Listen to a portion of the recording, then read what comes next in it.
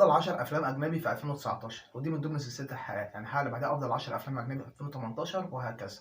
من غير مقدمات نخش على المركز العاشر.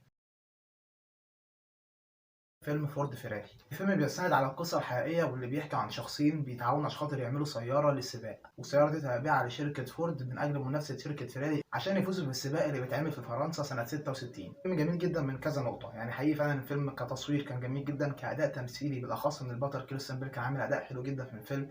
الريتم بتاعه كان جميل جدا، النهاية بتاعته كانت موفقة. آخر ربع ساعة في الفيلم ولا أروع صراحة، بالذات المشهد بتاع السباق اتعمل بطريقه جميله جدا. فحقيقي فعلا فيلم حلو جدا ويستحق المرتبه العاشره ويستحق انه موجود في القائمه دي ويستاهل انك تتفرج عليه. ونروح للمركز التاسع. فيلم قصة زواج. بيحاول مخرج وممثلة بقالهم كتير جدا متجوزين إن هم يتعودوا على حياتهم لما اتطلقوا، بسبب إن كذا حاجة اتغيرت في حياتهم بتخليهم مبدعين في الشغل اللي هم بيعملوه. من أجمل الأفلام الرومانسية اللي شفتها صراحة، فيلم جميل جدا كفيلم رومانسي، في كذا مشهد إبداع تمثيلي وإبداع في الكتابة والسيناريو. جميل جدا صراحة في كذا نقطة.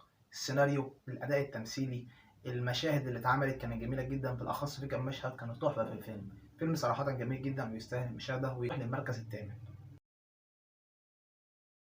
فيلم جومانجي الجزء الثاني. رجع فريق من الأصدقاء لجومانجي مرة تانية عشان ينقذوا واحد منهم، بس المرة دي بيروحوا كذا مكان في الصحراء في الجبال الثلجية، مروا بمغامرات كتير. من أفضل أفلام 2019 صراحة، من أكتر الأفلام اللي استمتعت بيها في السنة دي. فيلم جميل جدا صراحة، على الأقل بصريا كان جميل جدا، والمشاهد والمغامرة اللي كانت موجودة الريتم بتاعه كان حلو جدا صراحة. مش أفضل من الجزء الأول بس يظل فيلم جميل جدا ويستاهل المشاهدة. ونروح للمركز السابع. فيلم ذا ايروش مان. الفيلم بيحكي قصة القادر المأجور اللي معروف في مجال العصابات باسم الأيرلندي، بيحكي عن تاريخه مع عائلة بافلينو وتورطه في مقتل واختفاء جيمي هوفا. من أفضل الأفلام الدرامية في آخر كام سنة. فيلم جميل جدا رغم من مدته 3 ساعات ونص، بس حقيقي فعلا يستاهل المشاهدة. ما يغركش فكرة 3 ساعات ونص، الفيلم مش ممل، فيلم ماشي برتم كويس جدا وجميل جدا، ويكفي الأداء بتاع روبرت دينيرو. حقيقي فعلا فيلم عظيم ويستاهل المشاهدة، من أفضل أفلام 2019. ونروح للمركز السادس. الفيلم الحربي 1917. الفيلم بيدور في فترة الحرب العالمية الأولى، واللي بيحكي عن جنديين بريطانيين واللي عندهم مهمة مستحيلة، واللي بيتطلب منهم إن هم يروحوا أرض العدو من أجل إن هم يوصلوا رسالة للجيش بتاعهم إن هو ما يحاربش الجيش الألماني، لأن ببساطة معمول لهم فخ. من أفضل الأفلام إخراجيا في الفترة الأخيرة، من أفضل الأفلام تصويريا في الفترة الأخيرة، من أفضل الأفلام كريتم في الفترة الأخيرة. جميل جدا، كلمة يستاهل المشاهدة قليلة عليه. كأداء، كريتم، كإخراج، كتصوير، كمشاهد حربية، عظيم عظيم فعلا، من أفضل الأفلام الحربية اللي شفتها في حياتي، يستاهل المشاهدة جدا صراحة. ونروح للمركز الخامس. أفضل سلسلة أفلام أكشن. فيلم جون ويك الجزء الثالث. جون ويك بيهرب في المرة دي وبيلاقي نفسه مطارد، وأي شخص بيقتله هيحصل على 14 مليون دولار بسبب إن هو كسر القاعدة بتاعة الرئيسية، واللي هي عدم قتل أي حد في الفندق. حقيقي فعلا فيلم من أفضل الأفلام الأكشن اللي شفتها في حياتي. جميل جدا كريتم أحداث، جميل جدا قصة الحاجة برضه في الجزء الثالث، الموضوع مش أكشن برضه خلاص، في قصة كويسة، والأداء بتاع كيانو ريفيس عالمي عالمي فعلا، لايق جدا في حتة الأكشن وبيعرف ببساطة يبدع فيها. فيلم عظيم زيه زي الجزء التاني زي الجزء الأول، لا يقل عظمة عنهم صراحة، من أفضل أفلام الأكشن اللي شفتها في حياتي. فيلم أخرجه السكاكين. بعد ما بيلاقي قصة الكاتب الروائي بيتعين على المحقق بلانك التحقيق في القضية، وبيلاقي نفسه متورط في العديد من الأحداث في سبيل البحث عن الحقيقة. من أفضل أفلام الغموض، من أفضل الأفلام اللي جت بكليف هانجر في الآخر، جميلة جدا صراحة.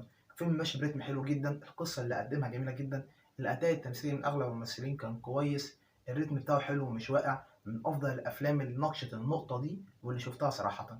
حقيقي فعلا الفيلم عالج النقطة دي بطريقة جميلة جدا، ما فيهوش أفورة في أي نقطة، لا ريتم ولا أوفر في أي حدث معين، ولا مثلا حد كنت متوقعه فمش عارف إيه. فيلم ماشي بطريقة جميلة جدا صراحة، من أفضل الأفلام اللي حكت النقطة دي، من أفضل الأفلام اللي شفتها في 2019 بدون نقاش. ونروح للمركز الثالث.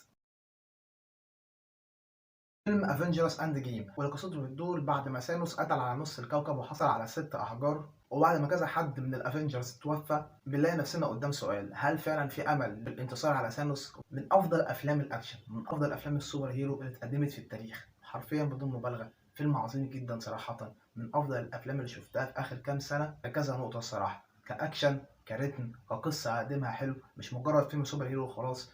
الريتم بتاع الفيلم رغم ان الفيلم مدته مش قصيره، الفيلم غالبا ساعتين وكسور، بس جميل جدا وعرف يقفلها بطريقه حلوه، وعرف يلعب بالزمن برضه في كذا نقطه. فالفيلم فيه اكشن وفيه سفر عبر الزمن وفيه تصوير وفيه ريتم في قصة اتقدمت كويسة وفي نهاية حلوة وفي بداية كويسة جدا. حقيقي فعلا فيلم عظيم. ونروح للمركز التاني، الفيلم العالمي طفيلتي. حقيقي فعلا كلمة فيلم عظيم قليلة عليه، واللي قصته بتدور حول عائلة عاطلة عن العمل تغير حياتهم خالص لما ابنهم بيشتغل عند عيلة غنية، ومع مرور وقت قليل كل الأسرة الموجودة بتشتغل عند العيلة الغنية. معنى كلمة إخراج عظيم ومعنى كلمة قصة تتقدم حلوة في الفيلم ده من أفضل الأفلام اللي شفتها الفترة الأخيرة، ومن أفضل الأفلام اللي شفتها في حياتي أصلا، وأفضل فيلم كوري شفته في حياتي. فيلم عظيم جدا صراحة. قصة اللي اتقدمت جميلة، الريتم كان جميل جدا، النهاية بتاعت الفيلم واللي كانت مش متوقعة خالص صراحة، والأداء التمثيلي من أغلب الممثلين. فيلم جميل جدا وفيه كمية إسقاطات كتير جدا. فيلم عظيم وليه معنى ومن أفضل الأفلام اللي شفتها في حياتي ويستحق المشاهدة جدا صراحة. ونروح للمركز الأول. أعتقد مفيش عليه خلاف، وأعتقد إن مفيش حد هيختلف عليه، فيلم الجوكر، اللي قصته بتحكي عن شخصية أرثر فيليك وتحولها من شخصية عادية لشخصية الجوكر، ونشوف إيه الظروف وإيه المواقف اللي مر بيها واللي حولته بالطريقة دي. من أفضل الأفلام اللي شفتها في حياتي، ومن أفضل 5 أفلام شفتهم في حياتي أصلا. فيلم عظيم من كل النقط، مش من كذا نقطة، من كل النقط حرفيا. يمكن ما فيهوش عيب، كموسيقى، كإخراج، كقصة اتقدمت، كأداء تمثيلي من خواكين فينيكس واللي كان يستحق الأوسكار عن جدارة صراحة، رتم أحداث، كتصاعد في الأحداث، كنهاية، كبداية. مش ممكن، صعب قوي يجي فيلم تاني يظبطها بالطريقة دي. ومن أفضل الأفلام اللي قدمت شخصية الجوكر. أنا واحد من الناس اتفرجت على أداء هيث ليدجر في 2008، كنت شايف أداؤه لا يقارن، ومفيش أي حد هيجي حتى يقرب منه. الوحيد اللي بالنسبة لي قرب منه هو خواكين فينيكس. عالمي عالمي فعلا في الدور ده. من أفضل الأداءات التمثيلية اللي شفتها في حياتي، ومن أفضل الأفلام اللي شفتها في حياتي، وببساطة أفضل فيلم شفته في حياتي في آخر 10 سنين. فيلم عظيم ويستحق المشاهدة ويستحق المرتبة الأولى في 2019 عن جدارة. وبس كده، لا أعتقد حلقة المتابعة، وسلام.